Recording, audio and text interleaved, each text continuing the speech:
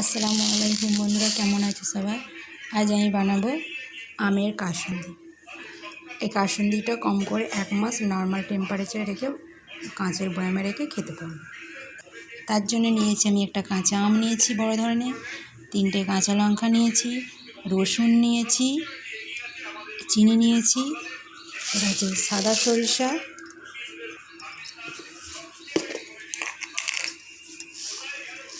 কালো সরিষা।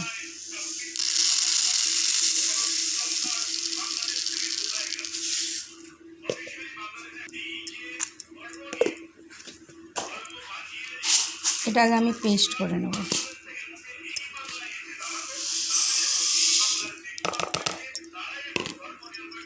এটা সিলেবেটেও করতে পারো, আবার মিক্সচার ব্লেন্ডেও করতে পারো। খুব সুন্দর হয়ে গুঁড়া হয়েছে। এবারে আমি কাঁচা লঙ্কা, নুন, চিনি সব এর মধ্যে আমি কাঁচা আম কুচি করে দিলাম, কাঁচা লঙ্কা, চিনি, নুন সব দিয়ে দিয়েছি।